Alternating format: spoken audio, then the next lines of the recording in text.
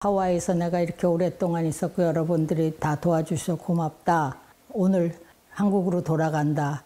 성명서까지 다 발표를 했는데 못 들어가십니다. 정부에서 들어오지 말라고 하십니다는 소식을 전해요. 그래서 그야말로 실망을 하시고 그날 저녁에 쓰러지십니다. 그래서 미 육군병원 트리플러 하스피탈에 이제 들어가셔서 회복이 되셨는데 퇴원을 하셔도 되는데 지금 연로하셔서 댁으로는 가실 수 없으니 양로원으로 들어가셔야 됩니다 하고 알려줘요. 대한민국 건국 대통령은 하와이 한 요양원에서 쓸쓸한 말년을 보냈다. 그가 머물던 2층 창가에서 바라본 바깥 풍경은 이승만이 살던 동네였다. 이승만에게 하와이는 어떤 의미였을까? 그리고 이승만의 하와이 30년은 대한민국에 어떤 의미였을까?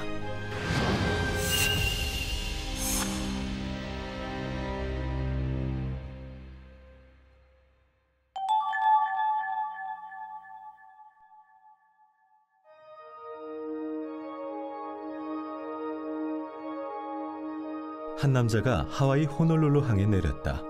30살 반듯한 모습의 동양인. 1904년 처음 하와이에 도착한 이승만이다. 그해 8월 한성 감옥에서 추록한 이승만은 11월 29일 호놀룰루 항에 당도했다. 호놀룰루에서 머문 시간은 단 하루. 하와이엔 동포들이 있었다. 1903년 1월 13일 처음 사탕수수 노동자로 이민 온 한인 동포들. 그들은 하와이 전역 사탕수수 농장으로 흩어져 일을 하고 있었는데 하와이에 한 35개 농장이 있었는데 그중에서 가장 우리 한인들이 많이 모여 있었던 것이 에바 농장입니다. 1904년 11월 29일 밤에 처음으로 이승만이 와서 이곳을 방문을 해서 교회에서 한인들 200명이 모인 자리에서 연설을 했어요. 연설 내용에 대한 기록은 없지만 이승만이 어떤 이야기를 했을지 짐작가는 기록은 있다. 에바 한인 교회 분들이 그 이후에 한 3개월 정도 있다가 교회 지도자분들에게 찾아오셔서 약 300불의 헌금을 전달하셨다고 합니다. 그러면서 하시는 말씀이 우리에게도 교회당 건물을 좀 세워주셨으면 좋겠다고 부탁하셨다고 하는데요. 그러니까 농장 관리인이 깜짝 놀래죠. 이 사람들의 월급이 16불 정도밖에 안 될 때인데 어떻게 300불을 헌금을 해서 교회당을 세워달라 그러니까 감동을 해서 그 관리인이 농장 예산에서 1000불을 들여서 목조 건물을 건설을 합니다. 건축을 하고 그 한인들이 낸 돈으로는 내부를 장식했다. 그러니까 우리 한인 교회당이 자체 교회당, 물론 우리 돈으로 한인들의 돈으로 완전히 지은 것은 아니지만 그 어려운 형편에서 300불을 내면서 교회당을 지어달라는 그 제안을 했다는 그것이 3, 4개월 전에 이승만의 연설을 들은 사람들의 자발적인 행동이 아니었나 그렇게 추측할 수 있습니다. 왜냐하면 감옥에서 독립정신을 탈고하고 나오신 이승만이 교회가 자립을 해야 된다는 것과 나라가 자립을 하려면은 경제적으로 독립을 해야 한다는 걸 주장하지 않았나 그렇게 생각을 합니다. 에바 농장 연설에서 그가 남긴 키워드는 자립이었다. 단 하루 저녁 머물면서 자립과 독립의 정신을 강조해 지도자로 각인된 이승만.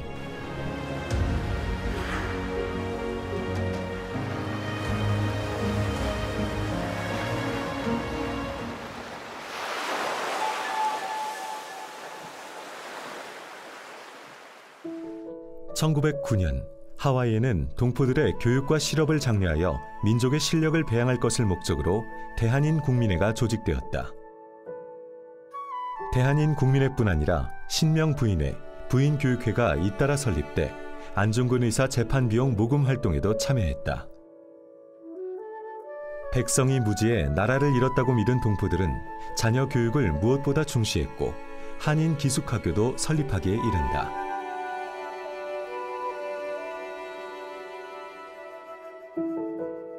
1913년 2월 3일 38살 청년 이승만은 하와이 땅을 다시 밟는다. 1904년 방문 후 9년 만이었다. 어떤 이유에서 이승만은 하와이로 돌아왔을까? 그는 왜 이곳에 정착을 결심했을까? 그럼 왜 하필 하와이를 택했느냐? 하와이 같은 경우에 굉장히 요즘 사람들은 이제 보통 파라다이스 휴양지로 알고 있지만 미국하고 이제 아시아 대륙 사이에 위치한 지정학적인 요충지였습니다. 당시에 모든 항로 운송 수단은 증기선으로 진행이 됐는데 석탄을 한번 이제 채워서 가야 됩니다.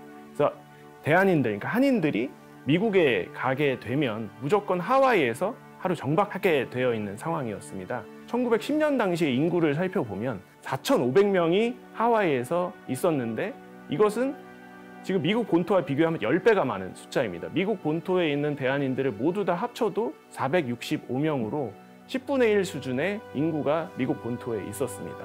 단순히 인구만 많았던 것이 아니고 하와이에는 이승만이 이미 1904년에 목도했듯이 개신교 네트워크를 중심으로 해서 한인들이 굉장히 조직적인 모습을 이미 구축을 하고 있었고 그런 우호적인 환경 속에서 이승만은 그럼 내가 꿈꾸는 독립구상을 이 땅에서 실현할 수 있겠구나라는 생각을 충분히 했을 것으로 생각할 수 있고요. 하와이의 그 대한인 독립운동 기지가 이승만이 입도하기 전서부터 형성되고 있긴 했습니다만은 이승만의 하와이 입도 이후에 하와이 대한인 독립운동 기지가 새롭게 발전하는 그러한 전기를 만들었다라고 볼 수가 있고요.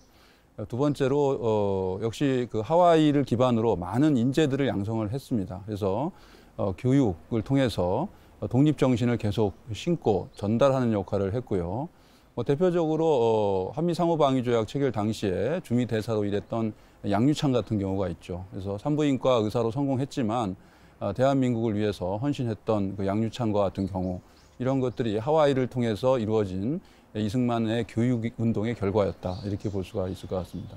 옥중에서 이승만이 엄청나게 많은 책을 읽었어요. 그중에 가장 중요한 자료가 1872년에 미국 사람 교육 전문가가 쓴 미국의 교육 제도라고 하는 논문을, 그러니까 미국의 초등교육, 중등교육, 대학 교육이 어떻다는 게 거기 다 나와 있어요. 영어로는 On the Education of the United States. 그걸 일일이 붓글씨로 베꼈어요. 예. 그 아티클을 말이죠. 완전히 외운 거예요.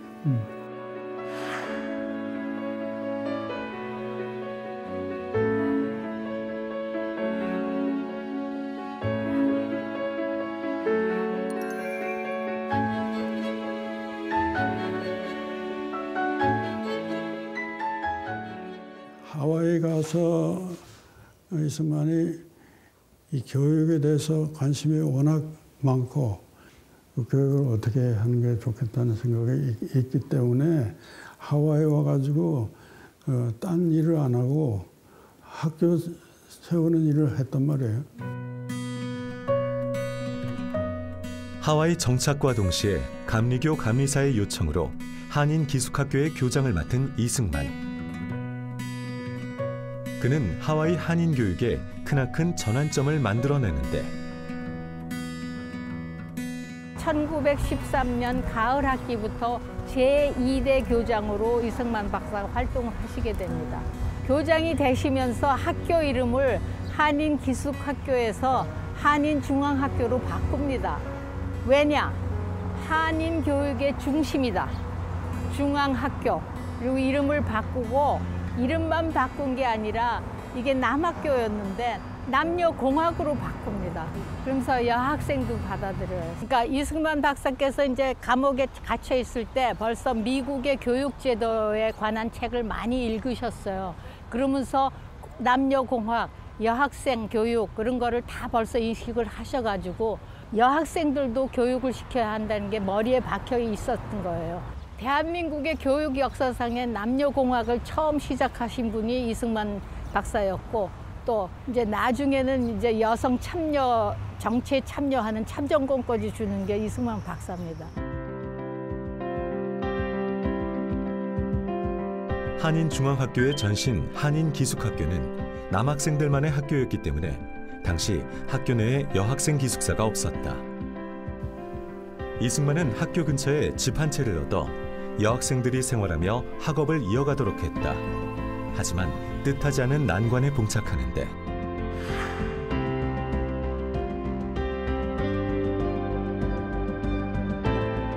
한인기숙학교를 남녀공학으로 바꾸고 학교 이름도 한인중앙학교로 바꿨어요. 남학생들만 있던 기숙사였기 때문에 여학생 자리가 없었어요. 그래서 이제 여학생 기숙사를 학교 옆에 집을 하나 빌려서 여학생을 기숙사로 사용을 했는데 여학생이 자꾸 늘어나니까 그 집이 비좁아진 거예요. 그래서 여학생 기숙사를 또 하나 짓자 그래가지고 이승만 박사가 이 길에다가 땅을 하나 사가지고 여학생 기숙사를 졌어요. 그래서 학생들이 여기서 살면서 한인중앙학원에 다녔는데 그 거리가 멀었기 때문에 여학생들이 걸어 다니기가 힘들어서 이제 고민을 하시는 거예요. 이승만 박사가. 이렇게 애들이 통학하기가 힘들다. 그러니까 차라리 그러면은 여학교를 따로 짓고 기숙사하고 여학교가 같이 있는 거를 시작을 하는 게 좋지 않겠냐 해서 이제 우리 교민들하고 의논을 하신 거죠. 그러니까 교민들도 그렇게 해서 그럼 여학원을 짓자 그래가지고 캠퍼스를 짓고 기숙사를 하나 짓고 그래서 잘 운영이 됐어요. 그게 1915년 가을 학기부터 시작을 해서 잘 운영이 됐어요. 그런데다 이제 그 학교에 대해서 영자신문에서도 그러고 막 이제 학교를 홍보를 해주고 학교가 운영이 잘 되니까 남학생 학부형들이 우리 남학생도 거기에 받아달라고 또 요청을 하니까 1918년 봄학기에 남학생을 받아들여요. 그래서 여학교가 이제 남녀공학으로 또 변해지는 거예요. 그러고 보니까 학교 이름은 한인여학원인데 남학생이 들어왔으니까 남녀공학으로 바꿔서 이름을 한인기독학원으로 바꿨습니다. 그러고 나니까 남학생들 기숙사도 또 져야 되고 그러니까 여기에는 땅이 이렇게 좀 가파라서 질 수가 없어서 이 땅을 이제 여기서 철거를 하고 그래서 그 이제 알리올란이라는 그 학교 그때 그 학교도 마침 문을 닫았던 학교인데 거기를 이제 수소문을 해서 거기를 빌려서 이사를 가고 1918년 한인 기독학원이 설립된다. 아직 알리올란이 학교 현판을 떼지도 못한 채 한인 기독학원의 역사가 시작되었다. 한인 기독학원은 교육열이 유독 강했던 한인들의 열의와 교사들의 헌신, 무엇보다 이승만의 추진력이 있었기에 가능했다. 100년 전 부지 그대로 알리올란이는 초등학교로 운영되고 있다. 여름방학이 시작돼 한적하고 조용한 교사. 이곳의 역사도 조용히 흐르고 있었다. 우연히 교장 선생님을 만난 일행. 알리올란이의 역사가 새겨진 곳이 있다고 한다.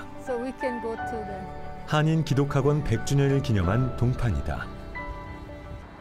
So since we put this in 2018, tell me about what do you do with this? Whether you introduce your students at the beginning of semester? Yeah, so I'm the new principal here, so what I want to do is like have all our students understand the history of the school. And so we can have this. The last couple of years were hard just because of COVID. Yeah, that's right. But this coming year, what we want to do is have them have a good understanding of the history of our school, the history behind the Korean Christian Institute and what role they played in our school. That's good. Just so the kids have a good understanding of the tradition and the history of the school. So actually, this is a very historic site, the Korean immigrant in Hawaii. Actually, so it's important place.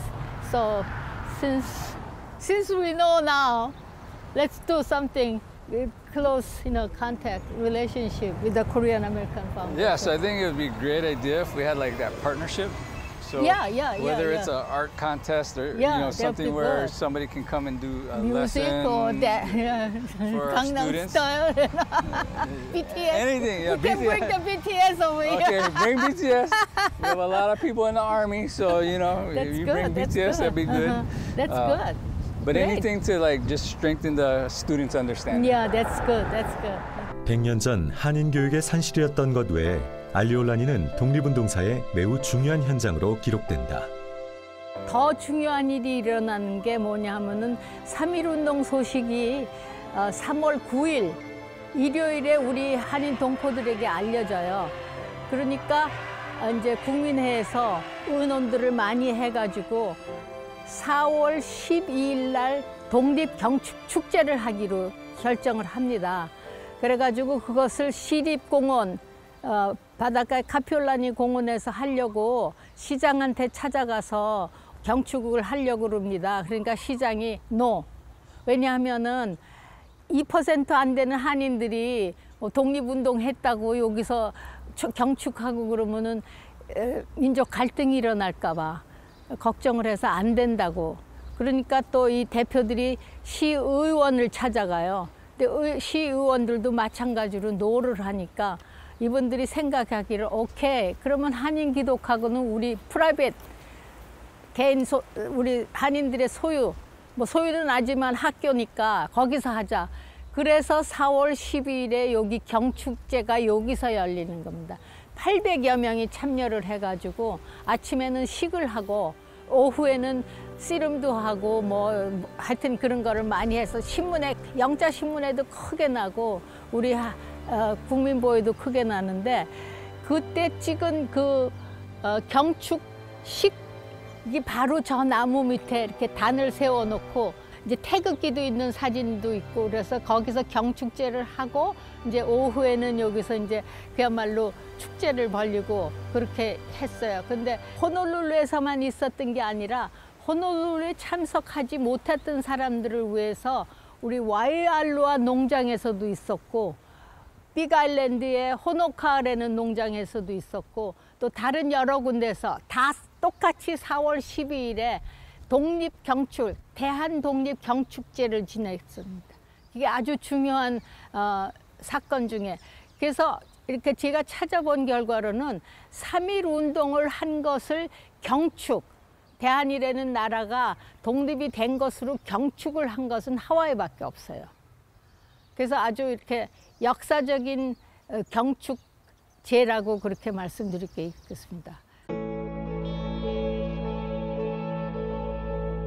그때 마침 이승만 박사는 파리 강화회를 가려고 동부에 가 있었어요. 그리고 그때 마침 또 필라델피아에서 그러니까 First Korean Congress라고 그래가지고 한인 대의회를 열었습니다. 그것을 열고 있는 소식을 듣고 거기다가 이제 우리가 이렇게 경축을 하고 앞으로 운동을 계속하도록 우리가 협조를 하겠습니다 하는 그런 축전을 보내고, 그러니까 한인들이 딱 대표들이 거기서 모여서 했어요. 그리고 결국은 파리 강화회는 참석을 못 하셨지만 그때부터 이제 미주 사회에다가 우리 한인의 독립 운동이라든가 이런 거를 이제 홍보를 하기 시작하시는 그 계기가 되는 겁니다.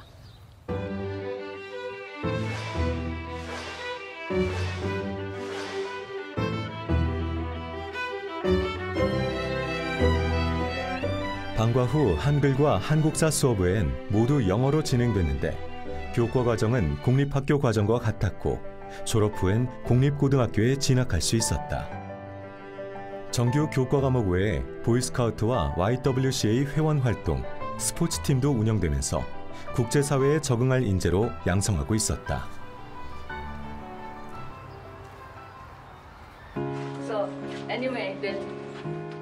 이승만은 하와이 주류 사회에서도 지도자로 통했다. 하와이 정착 이전에 이미 YMCA 국제위원회와 교류하고 서울 YMCA 총무를 맡았던 이승만. 한인 동포들의 교육 사업에 매진하던 그에게 하와이 YMCA 활동은 어떤 의미였을까? And the Nuuanu YMCA was the very first interracial That's right. YMCA in America. That's correct. And That's correct. That's been one of the legacy and historical realities. Because it's Hawaii. We are the most diverse YMCA That's in right. the country. That's right. Because That's of right. Dr. Rhee and others who helped to start Yeah, the Nuuanu yeah. Y. It's a wonderful gift that Dr. Rhee and others gifted to us. That's this right. collective, everyone together YMCA. That's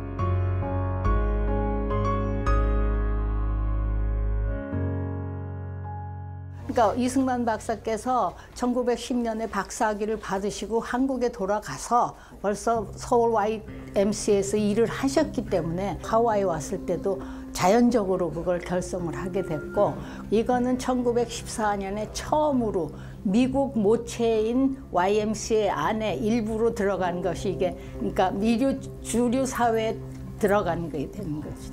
우리 한인들은 하와이 전체 인구의 2%를 넘어본 적이 없어요. 그렇게 숫자적으로는 아주 소수 민족이지만 우리 지도자들이 있었기 때문에 동등하게 활동을 할 수 있었죠. 숫자적으로는 적더라도 동등하게 활동을 할 수 있었죠. 물론 하와이라는 사회가 다민족 사회이기 때문에 누구를 뭐 경시하다가 깔보거나 그런 게 아니고 다 같이 모여서 일을 하는데, 이제 우리도 소수민족이긴 하지만 우리도 떳떳하게 일원으로, 사회 일원으로 활동을 했던 것이죠. 호놀룰루 시내에서 동북쪽으로 향하는 리케리케 하이웨이. 그 길을 따라가다 보면 칼리히 주택단지가 나온다.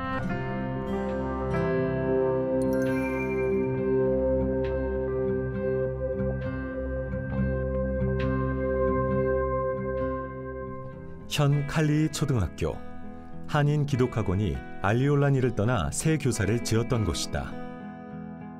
교사 이전 후 학생 수는 늘고 매해 많은 졸업생을 배출했지만 무상교육에 기숙사비마저 탕감받는 학생들이 늘어나며 이승만은 학교 부지를 조금씩 팔아 학교를 유지할 수밖에 없었다. 어려움은 계속됐다. 1930년대에 들어서 경제 대공황 시기와 맞물리면서 학교는 한계에 봉착하기도 했는데, 한편 그 무렵 이승만은 벽안의 신부를 맞이해 1934년 결혼식을 올린다. 이번 다큐멘터리 제작 과정에서 우리는 이승만의 결혼식 사진을 입수하게 됐다. That was taken in New York. 국내 최초로 공개되는 이승만 프란체스카 결혼 사진. I know his marriage was a surprise to everybody.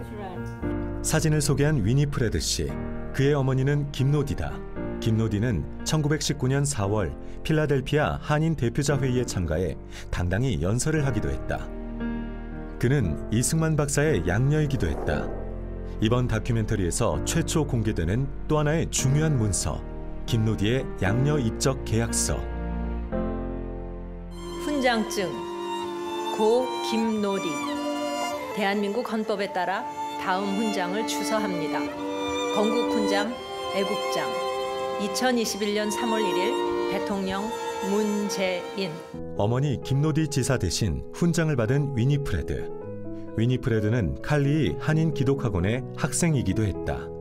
어린 소녀였던 위니프레드는 93세의 노인이 되어 그 시절로 돌아간다. See? Korean Christian Institute. Yeah. 22 to 47.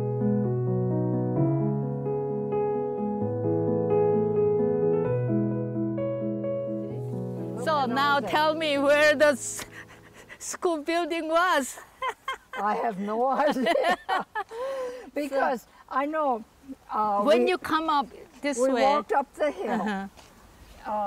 and was there a dormitory this side? No, when we walked up the hill, then there was a girls' dormitory. Dormitory here. Yeah, and then over there was where we all went to eat. Dining hall. The dining hall, and then down was the boys' dormitory. Oh, I see. So down that side dormitory. Yeah. Yeah. Okay. And then it was sort of down the hill where it was the boys' dormitory. But there were two buildings. See, there was the dining hall, and then there was the school. The classroom. So Classroom. dining hall and classroom Yeah, that side. classroom. Yeah, yeah, yeah. 땅은 정비되고 새 건물이 들어섰지만 80여 년 만에 다시 찾아온 칼리히의 한인 기독학원 곳곳을 위니프레드는 생생히 기억하고 있었다. 그의 어머니 김노디는 한인 기독학원의 교장이기도 했다. 위니프레드는 그의 어머니를 일하느라 늘 바빴던 분으로 기억한다. There was nothing. Nothing. It was just Even mountain. 20 years ago, it wasn't up there. You know.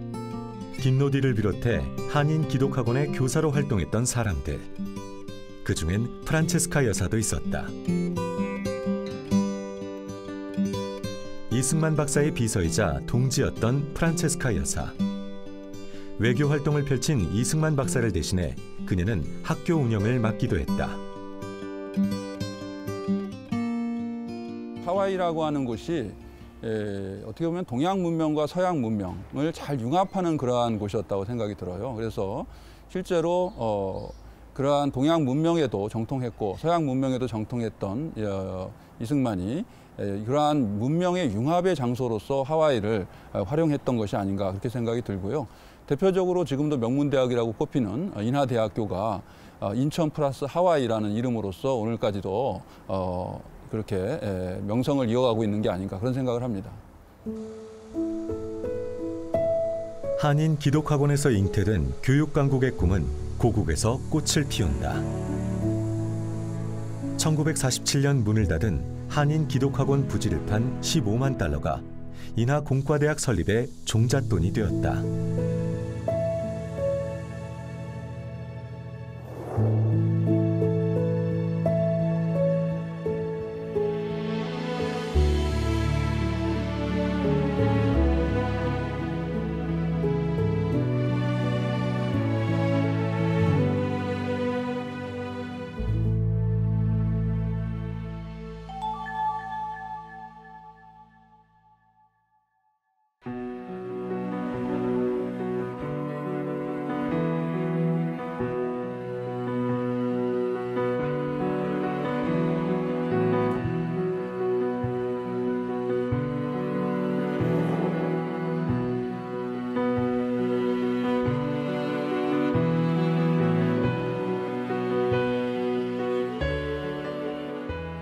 한국교회 핍박을 왜 이분이 집필을 했을까?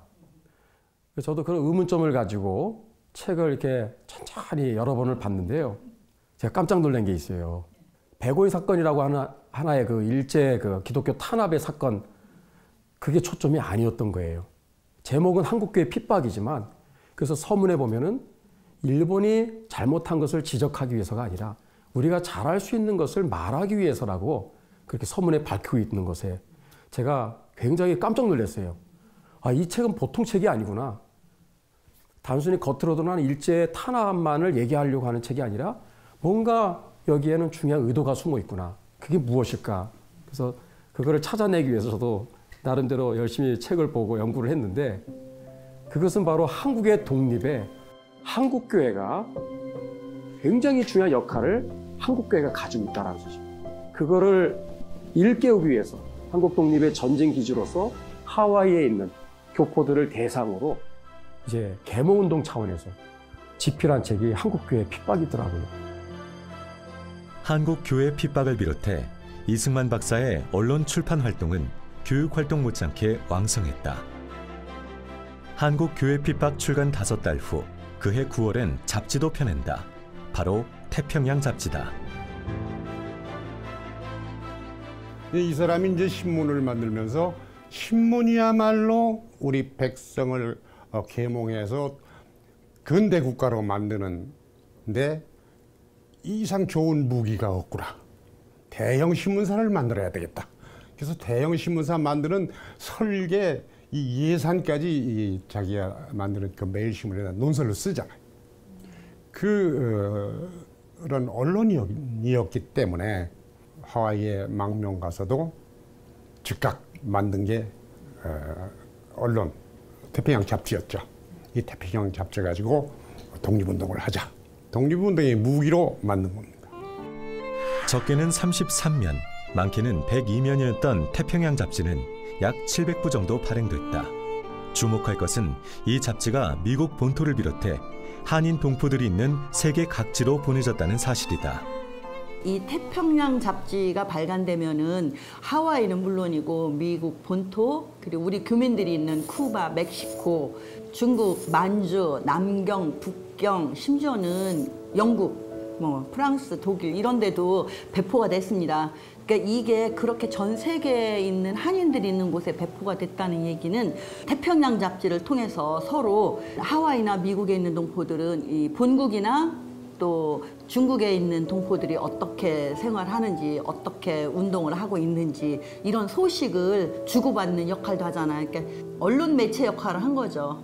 세계 각지에 흩어져 있는 한인들을 대상으로 계몽도 하고 교육도 하고 심지어는 파나마 운하를 개통했다는 소식 같은 것도 이 태평양 잡지에 실려 있거든요. 그리고 또 하나는 공산주의는 무엇인지, 사회주의는 무엇인지, 공화주의는 무엇인지, 왜 공산주의를 하면 안 되는지 이런 것들. 이거는 그야말로 우리가 해방이 되면 어떤 나라를 세워야 되겠다는 그 이승만 대통령의 생각이 이 태평양 잡지를 통해서 우리 한인들한테 전달되어지는. 이 양반은 해외에 나와 있는 한국인들이 국내에 나와 있는 동포들보다 훨씬 시야도 넓고 또 그래서 국제적인 독립운동가를 만들 수 있는 가능성을 품은 인재들이기 때문에 국제연대 이승만이 생각한 게 그때부터 국제적인 연대를 통한 독립. 그래서 끊임없이 잡지 한우 100페이지도 안 되는 잡지에 거의 90%가 국제정신일 때에도 있고 그러면서 이걸 끊임없이 또 설교로 강연으로 교육을 시켜요. 이 양반은 언론인이자 제가 보니까 타고난 선생님이야. 교사. 그것도 기독교 목사 같은, 전도사 같은. 또 하나의 주목할 출판 활동, 독립정신의 재발간이다. 그래서 이승만 대통령은 될 수 있는 대로 어떤 문제가 생기면 자기 생각을 글로 표시해서 국민이 읽어야 된다, 국민이 알아야 된다 하는 이러한 교육자적 자세를 취했습니다.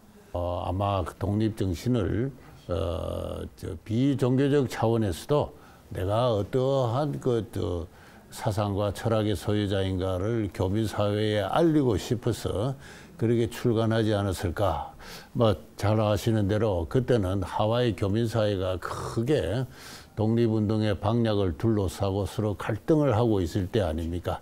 한쪽에는 무장, 독립, 투쟁 노선이 있어서 군사학교를 설립하고 했는데 그것은 그야말로 밑빠진 독에 물붓기고 미국의 이민법에도 저축되는 어떤 그런 활동이었고 장기 지속할 수가 없는 그러한 것입니다.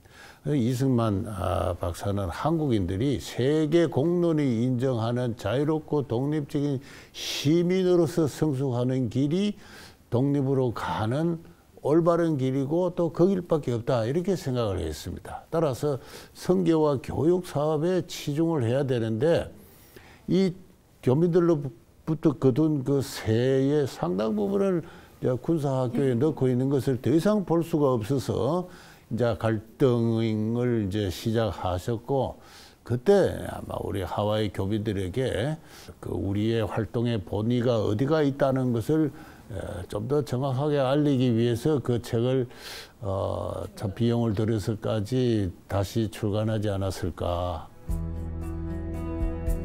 태평양 한가운데 섬 하와이에서 이승만은 어떻게 그토록 방대한 양의 지식과 교양을 쏟아낼 수 있었을까? 그 답은 미국 본토에서 받아본 신문기사 스크랩에 있었다. 놀라실 수 있는데 해방 이전 이승만 박사께서 1921년부터 1943년까지 스크랩한 기사가 총 13,742개에 달합니다.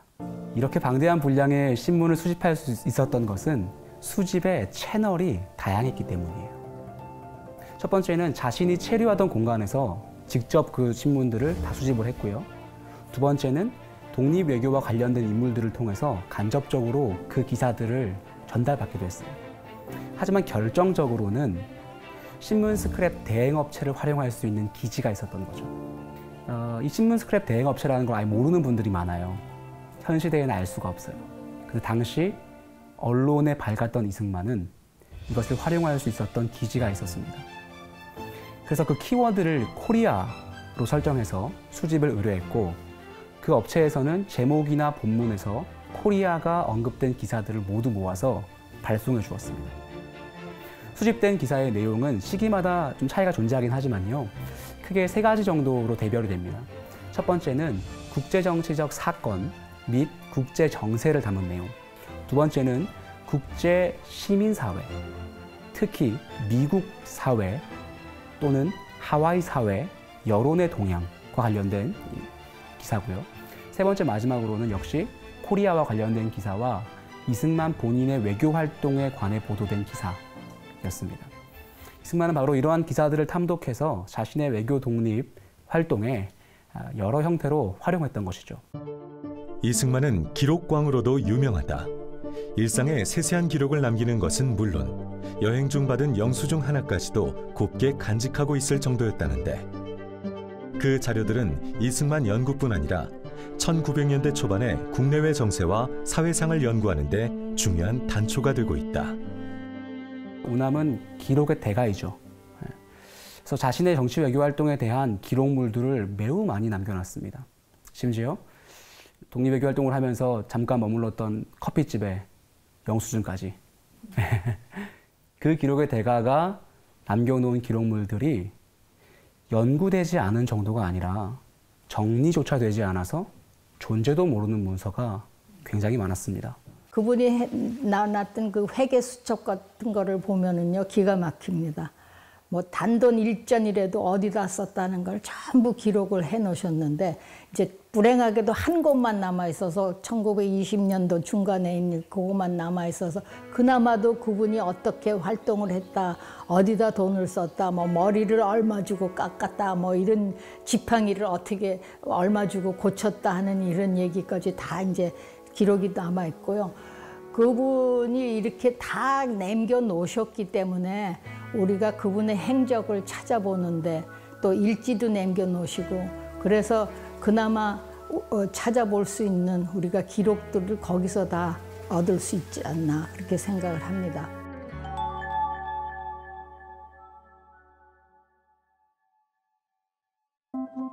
오아후 섬에서도 한참 떨어진 하와이 큰 섬 빅아일랜드. 이승만의 또 다른 실험, 경제 독립의 근거지가 있는 곳, 동지촌이 있던 빅아일랜드다. 이승만의 하와이 활동을 연구해온 이들도 몇 년 만에 벼르고 별났던 방문. 온통 숲으로 둘러싸인 이곳에 이승만과 동지들의 흔적이 남아있다는데 제작진은 이번 촬영 기간에 새로운 곳을 찾아냈다. 동지촌의 흔적을 담아내는 정도가 당초 촬영의 목적이었으나 100년 전 이승만과 그 동지들이 만들었던 숯 가마터를 직접 찾아낸 것이다. 무심코 지나쳤다면 알 수 없었을 밀림 같은 곳. 야, 이건 우리 모르던 데다. 처음 보시는 거예요? 여긴 처음이지. 우린 저 안에. 와, 이건 다른 거다. 우리 안 보던 거야. 와.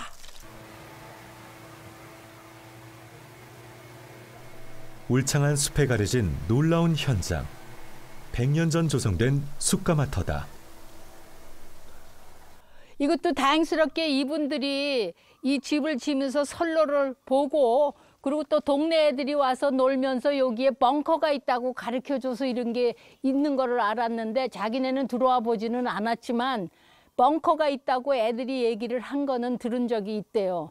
그러니까 이 근처에 이게 몇 개가 더 있는지 우리는 모르는 거죠. 그러니까 어쨌든 이번에 이 다큐멘터리를 만들면서 이 규모가 그렇게 하나가 있고 그런 게 아니라는 걸 지금 우리가 알게 된 거예요. 이승만은 사탕수수 농장 일을 더 이상 하기 힘든 나이든 동포들을 구제하고 경제적 자립을 도모하기 위해 동지촌을 만들었다. 조성 당시 오희와 숲 968에이커에 달하는 규모였다는 동지촌. 드디어 5년 만에 드디어.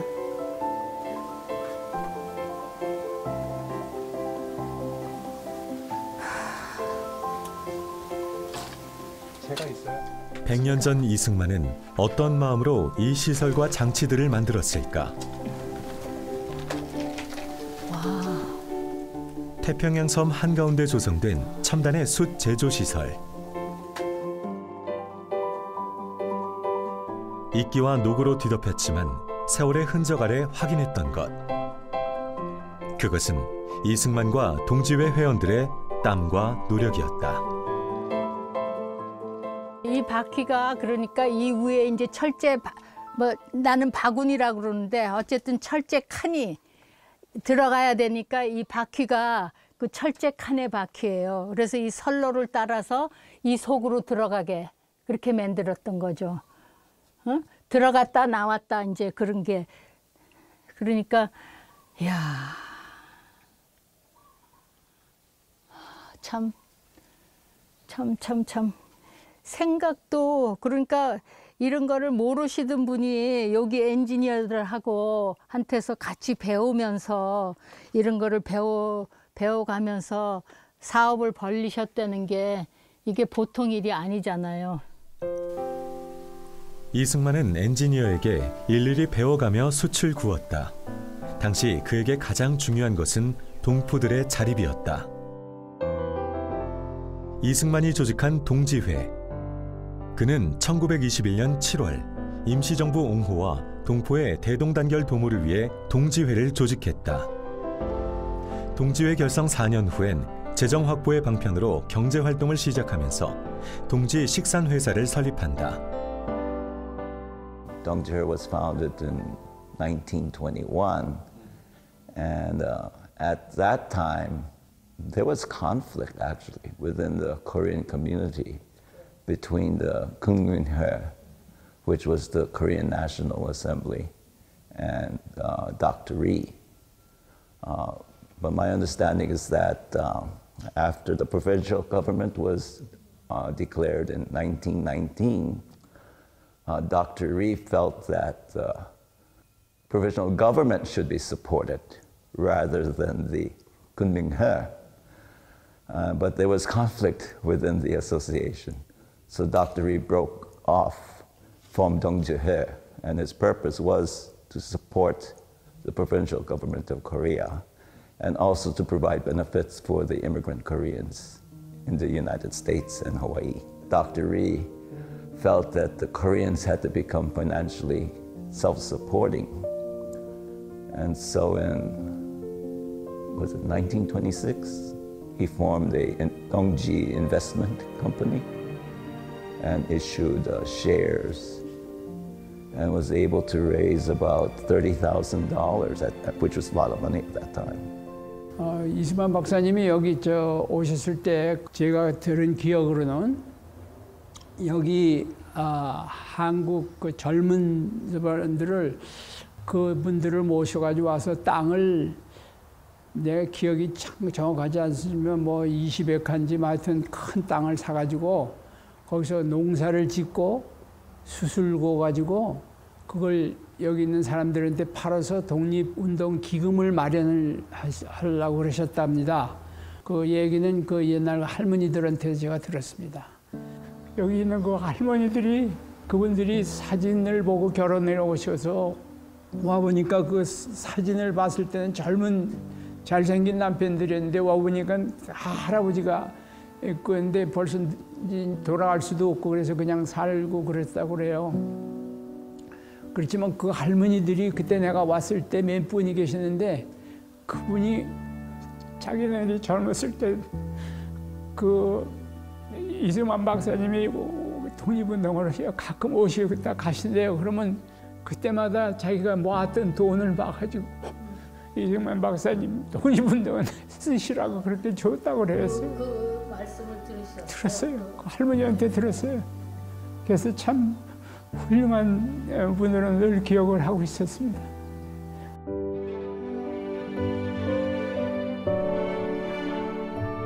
골프장 6개 크기의 대단지, 힐로섬에 넝쿨로 뒤덮인 척박한 땅 동지촌은 이승만의 이상향이었다.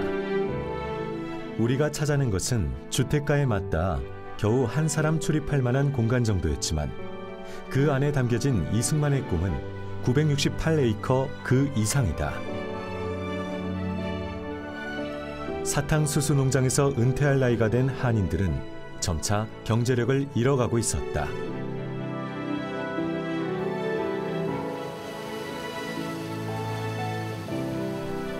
사탕수수 농장에서 평생을 일하며 조국의 독립운동에 자금을 보탰던 동포들을 위해 이승만이 할 수 있는 일은 땅을 매입하고 경제 공동체를 만드는 것이었다. 이승만은 동지촌의 한 작은 집에 기거하면서 동지 회원들과 함께 직접 임야를 개간하고 숯을 구웠다. 하지만 부푼 꿈과는 달리 목재의 질과 양, 숯가루의 완성도가 납품 수준을 맞추지 못한다. 설상가상 미국의 경제공황과 맞물리면서 계획한 경제자립은 물거품이 되어버린다. 동지촌은 실패로 돌아간 것이다. But that went bankrupt in 1933, I believe. And I was told the reason it went bankrupt was because their contract with the U.S. Navy to supply charcoal was broken by the U.S. government. And after that, it got into financial trouble. So that in 1933, they had to auction off all that land. 결국은 자금 부족, 경영 부족, 인재 부족 이런 여러 가지 합쳐가지고 또 미국 전체 경제 상황 이런 데에 걸쳐서 실패를 했습니다마는 결과적으로 실패를 했습니다마는 실패해서 끝나지 않았던 것은 이런 것을 기반으로 해서 다음 활동을 하는데 48년에 대한민국이 건립되고 나서 경제 정책이라든가 농업 정책이라든가 이런 게 기반이 되지 않았나. 기반이 됐습니다. 됐다고 믿습니다. 1931년 4월, 동지촌은 파산했다. 그렇다고 동지회와 이승만의 의지가 꺾인 것은 아니었다.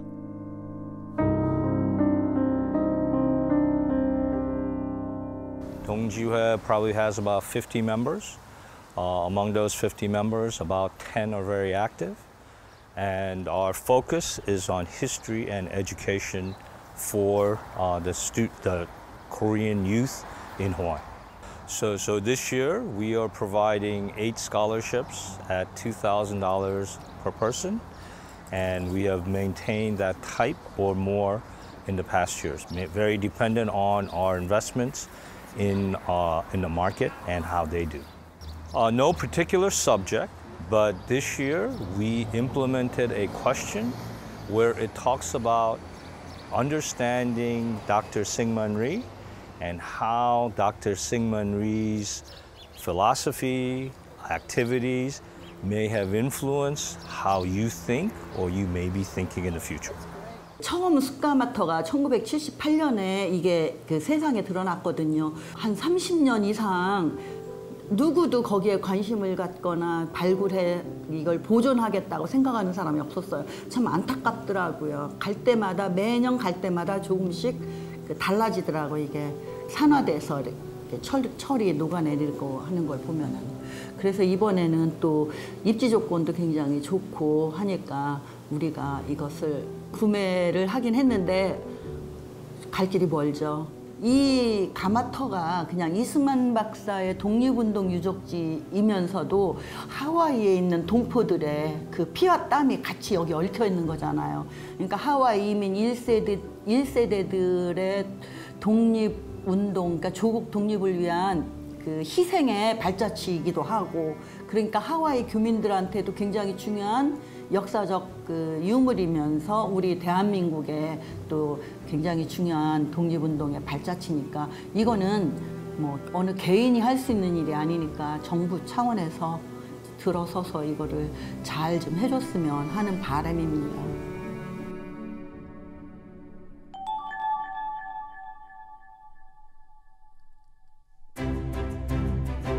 하와이는 기독교인 이승만이 교회 자립을 일궈낸 곳이기도 하다. 하와이에서 만난 광화문 문루 한인 기독교회.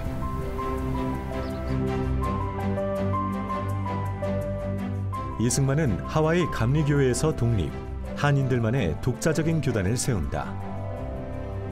오아후 섬 릴리하의 한인 기독교회에 그 역사가 고스란히 남아있는데,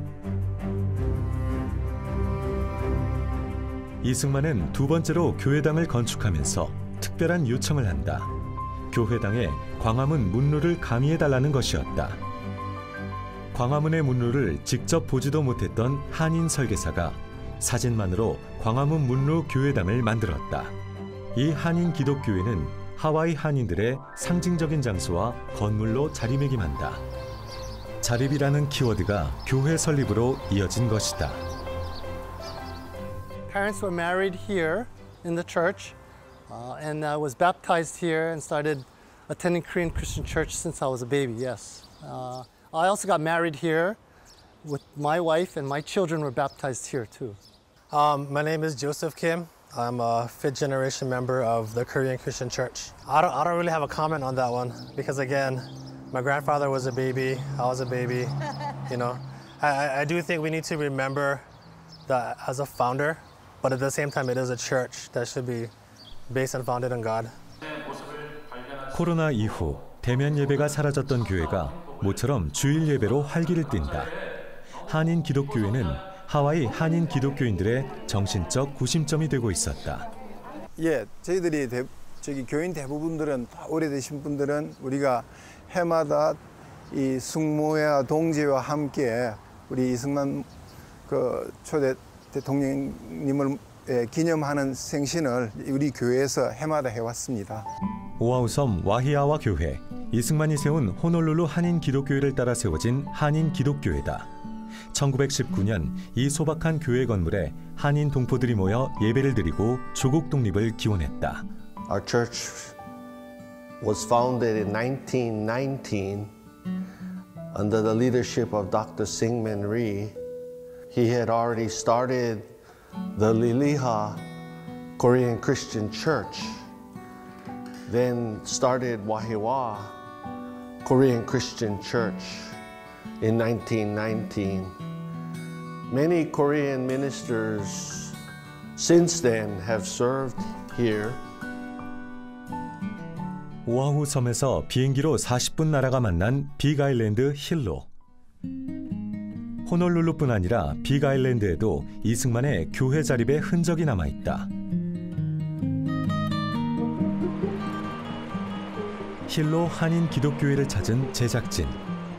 한인 동포들이 있는 곳엔 이승만이 있었고 교회가 세워졌다. 이승만은 조국이 기독교 정신으로 무장해야 한다는 신념을 가지고 있었다. 기독교 정신이란 평등과 독립 정신이 그 근간이기 때문이다. 저희 교회는 1919년에 이승만 박사에 의해서 교회가 세워진 교회로 알려져 있습니다. 저희 교회는 멤버라고 하면 아이들까지 다 합쳐야 40명 정도입니다. 그러니까 어른을 그 숫자를 보면 한 30명 정도밖에 되지 않는 교회지만은, 그러나 이제는 그래도 교인들이 여태 우리가 받은 그러한 은혜, 사랑들을 이제는 더 많이 나누자, 그러한 나누는 교회로 우리가 탈바꿈하는 그러한 과정을 겪고 있습니다. 몇 년 전에 100주년 기념 예배를 우리가 감격적으로 드릴 수 있는 그러한 시간이 되었습니다. 이승만이 100년 전 하와이 곳곳에 설립한 교회는 그의 신념과 함께 성장해왔다. 이승만의 신념은 기독교 정신, 그리고 독립 정신이었다. 제일 중요한 건 저는 독립 정신이라고 생각을 하거든요. 이 독립 정신이라는 거는 이제 이승만의 저서의 제목이기도 합니다. 근데 이 독립 정신 단순히 뭐 독립을 하자 이런 얘기도 있지만 중요한 것은 개신교 신앙에서 이 독립 정신의 근원을 찾았다는 것입니다. 신학 월보에 그러한 생각들이 정확하게 명시가 되어 있고 독립 정신 같은 그 저서를 통해서 개신교와 독립 정신의 그 관계를 얘기를 했는데 하와이는 그러한 독립 정신을 가지고 있는 대한인들이 많이 거주하고 있었기 때문에 이곳을 이승만 대통령이 본인의 독립 구상을 실현할 수 있는 적합한 곳이라고 생각을 했을 거라고 저는 그렇게 연구를 하고 있습니다. 저는 제가 하와이에 정착한 50년 전에 1972년을 떠올려 봅니다. 다민족 사회라고 해도 이민자는 이방인이 마련이고 저를 비롯한 하와이 한인들도 정착 초기엔 엄청난 고생들을 해야 했죠. 그래서 전 100여 년 전 하와이 땅에 오신 이승만 박사의 입장에서 그분은 어떠셨을까 생각해 봅니다. 나라는 이렇지, 백성들은 뿔뿔이 흩어졌지, 당신은 여행 가방 하나 들고 하와이의 백성들과 뭘 해야 하나, 얼마나 막연했을까요? 그래도 지도자는 지도자였던 것 같습니다. 이영만리 타국 땅에서도 건국 후 대한민국을 위해 플랜을 짜고 동포들을 규합하고 이러셨다는 걸 생각하면 어떻게 믿고 따르지 않을 수 있었을까요?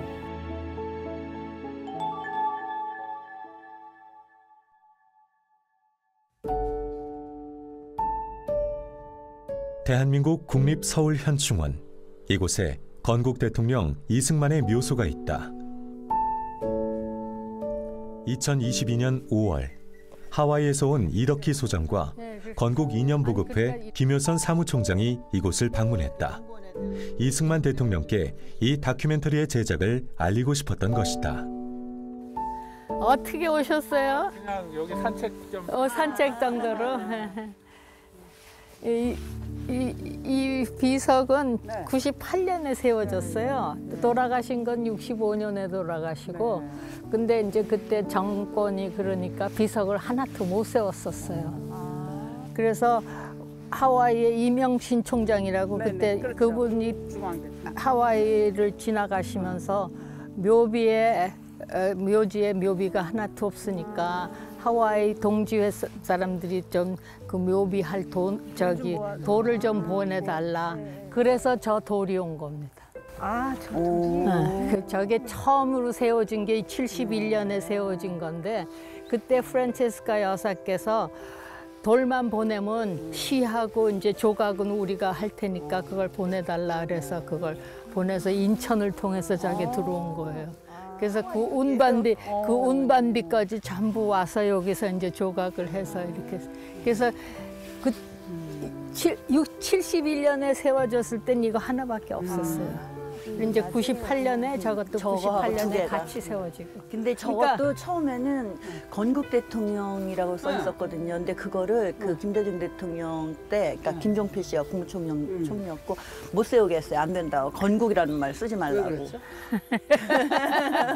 그건 모르고 어쨌든. 그래서 이제 할 수 없이 그걸 못 세우고 그 비석은 지금 현재 이 비석 뒤에 땅에 묻었어요. 예. 그러니까 이제 역사가 좀 우리 대한민국 역사가 이렇게 복잡한 바로 좀 역사가 바로 좀 잡히고 그러면은 다시 그걸 복원해서 교체해야 된다. 그래. 예, 이게 국민들이 아는 분들이 없어. 그나마 요즘에 좀 이제 이 대통령 그 묘소 방문하시는 분들도 좀 늘어났고 또 어떤 역사가 있는지를 보는데 가슴 아프죠. 묘비석 하나 제대로 세울 수 없었던 비운의 건국 대통령.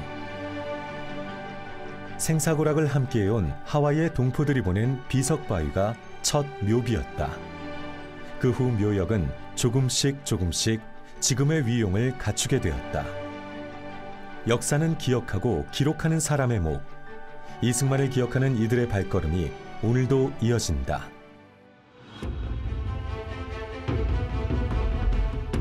(1960년) 4.19 혁명 후 이승만은 대통령의 자리에서 물러난다. 하는 대통령 직은 사임할 것이며, 둘째는 선거를 다시 하도록 지시하였고, 셋째는 이규근 의장이 공직에서 완전히 물러가겠다고 결정한 것이다. 하야한 이승만을 초청한 곳은 하와이였다. 1960년에 하야했거든요. 하와이에서 좀 하와이 오셔서 좀 쉬시다 가시라고. 그쪽에서 자꾸 통제가 왔어요. 하와이 동정회에서 독립운동 하실 때 같이 독립운동 하시는 분들이 오시라고 이제.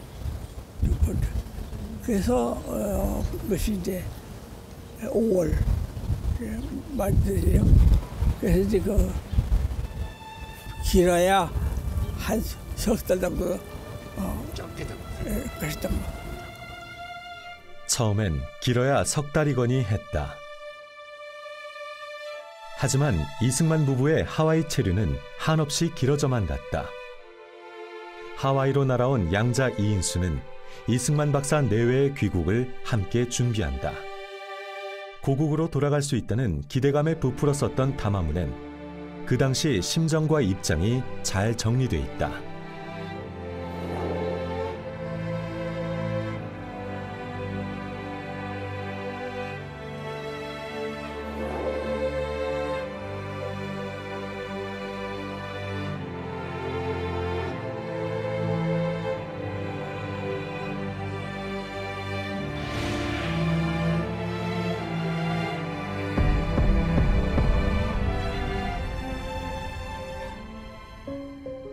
그가 남은 삶을 보냈던 마우날라니 요양원이다. 그는 이곳에서 3년간을 지냈다. 형편이 어려운 이승만의 입원비는 마우날라니 요양원이 전액 부담했다. 요양원이 프란체스카 여사를 위한 자그마한 방도 마련해 주어 그는 매일 병실로 출근하며 남편을 간호했다고 한다.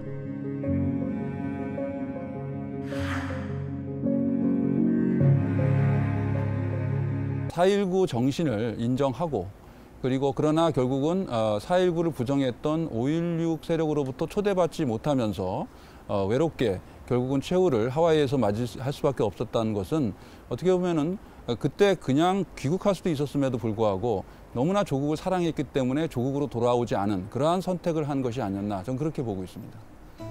2022년 7월 고국에서 반가운 손님들이 찾아왔다. 대한민국 국가보훈처장이 마우날라니 요양원을 방문한 것이다. 워싱턴에서 열린 6.25 전쟁 72주년 행사를 마치고 본국으로 돌아가던 길, 하와이에 들러 이승만의 발자취를 따라가 보기로 한 것. And President Reed used to be in this room over there that we're going to show you. This one right here. This was the room. You can go inside. 여기서 돌아가셨나? Yeah. 건국 대통령이 생을 마감한 방, 요양원의 보살핌은 물론 따뜻했겠지만 고국의 품만 했을까? 한국까지의 7,000km는 이승만의 그리움을 채우기엔 너무 먼 거리였다.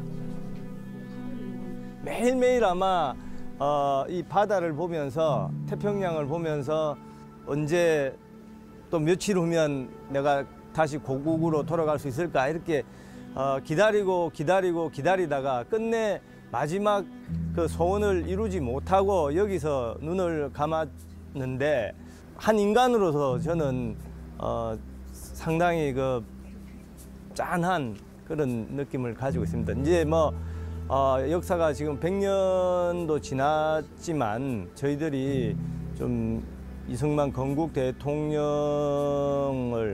다시 기억하고 또 존중한다는 차원에서라도 좀 제대로 그런 어떤 예우할 수 있는 준비를 좀 늦었지만 좀 제대로 할 필요가 있다라는 생각을 합니다.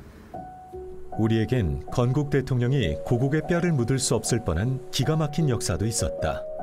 당시 정부가 국민묘지 안장 요청에 답을 주지 않았기 때문이다. 하와이에서 모제는 이제 이승만 박사 돌아가시는데 어떻게 할 것이냐. 그러니까 어떤 사람들은 우리 여기 하와이에 얼마든지 묘지가 있으니까 하와이에 하자. 고향을 항상 하셨으니까 이제 한국에 왜 해야 되지 않냐. 근데 그 결정이 그러냐면 어머님이 하셨어요. 내가 남편한테 약속한 것이 있다. 나의 남편이 나한테 내가 죽고 나랑 내 뼈를 한국에 묻어라. 그걸 나한테 맹세하라고 그러셨어요. 그 나는 남편한테 약속을 한 것이 한국에 묻어야 된다는 것을 약속했다. 그러니까 한국에 어떤 묻어야 돼.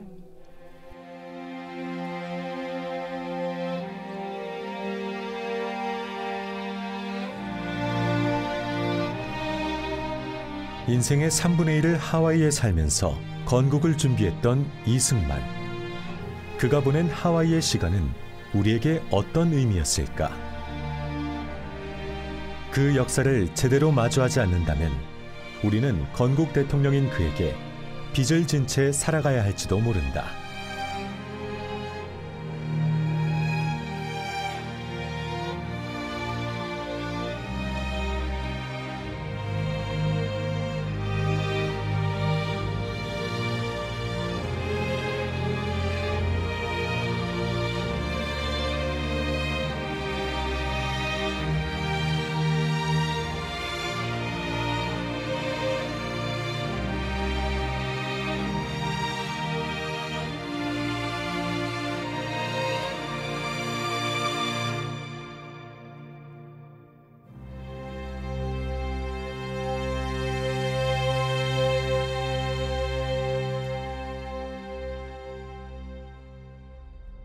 그 하와이에서의 시간은 이 열쇠가 되는 어떤 독립의 문을 여는 열쇠가 되는 키 네이션으로서의 기능. 이승만의 하와이 25년 독립운동은 대한민국 건국의 엑서사이즈자 하와이에서 한 그대로 주장한 대로 실천한 그대로 대한민국을 건국했습니다. 하와이 25년은 작은 대한민국이다. 교회 건립 활동, 교육기관 설립, 건국의 기초 작업을 탄탄하게 했던 곳. 외교 활동의 전방 기지가 워싱턴이었다면 외교 활동의 후방 기지는 하와이였죠. 하와이가 사실은 한미 관계에 있어서 중요한 가교적인 역할을 해야 되고 특히 하와이 한인 공동체가 그러한 역할에 상당히 주도적인 역할을 해야 된다고 봅니다. 많은 사람들이 하와이를 거쳐서 미국으로 이민을 갔고 하와이 대학에서 유학을 했고 하와이 대학에서 유학을 하다가 본토로 유학을 간 경우도 많이 있었어요.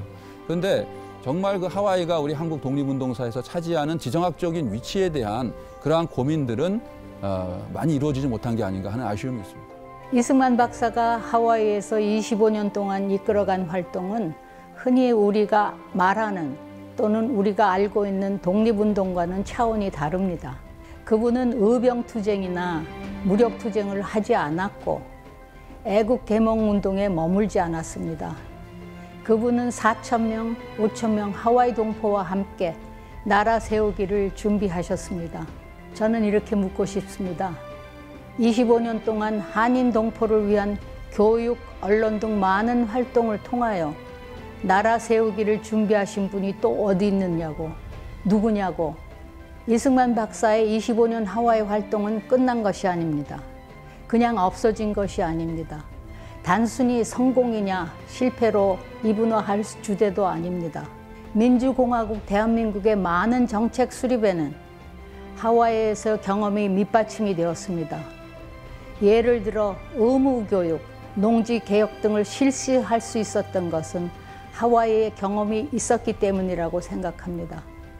저는 이승만 박사가 장기계획가였고 장기계획가로 끊임없이 배우고 실행하신 분이라고 생각합니다. 그 과정에서는 성공도 있었고 실패도 있었습니다. 그렇게 이승만 박사는 나라 세우기를 준비했고 또 그 새 나라를 위한 준비된 대통령이셨습니다. 그래서 이승만의 하와이 25년이 새나라 민주공화국 대한민국에 필요했고 중요했다고 보는 것입니다. 이승만 대통령은 누구냐? 반만년 자유가 없던 이 땅에 자유의 위대한 선물을 안겨주신 위대한 한국인이었다. 평생에 걸쳐서 뜻을 굽히거나 다른 길로 들어가 본 적이 없는 사람입니다. 그래서 많은 사람의 오해도 샀고 질시도 샀지만은 이리관지했다. 공자님이 논에서 말씀하시기를 오도 이리관지야. 나의 도는 이리관지다. 하나로서 처음과 끝을 관통한다 했을 때 전통 유학자로서 출발한 이승만은 그 유학의 정신에 투철하여서 그가 결국 근대 학문과 기독교를 개종 이후에도 오도 이리관지 했다는 점에서는 전통과 외래 문명이 훌륭하게 결합해서 탄생시킨 참 위대한 한 사상가와 정치가를 이승만에서 본다.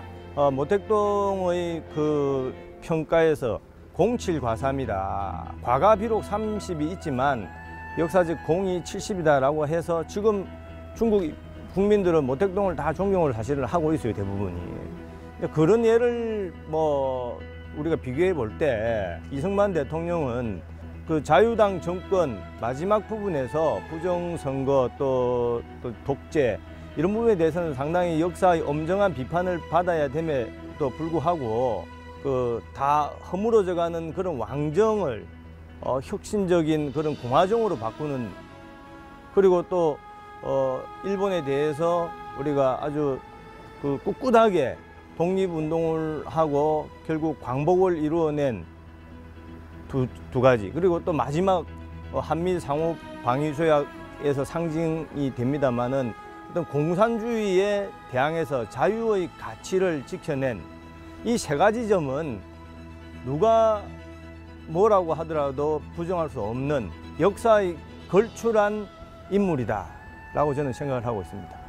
이 얘기 해도 될까 모르겠어요. 이 다큐를 꼭 만들고 싶다는 생각을 한 거는 우리 한국에 있는 청년들, 학생들 뿐만 아니라 하와이에 있는 젊은 우리 교포들한테도 이승만 대통령 이야기를 제대로 좀 알려주고 싶었습니다. 꼭 알았으면 좋겠다는 생각합니다. 이승만 대통령에 대해서 너무 모르는 것 같아요. 그래서 그러다 보면은 하와이가 이승만 대통령의 근거지잖아요. 제2의 고향이고. 그런데 이승만 대통령의 발자취가 다 잊혀지는 것 같아 너무 안타까웠습니다.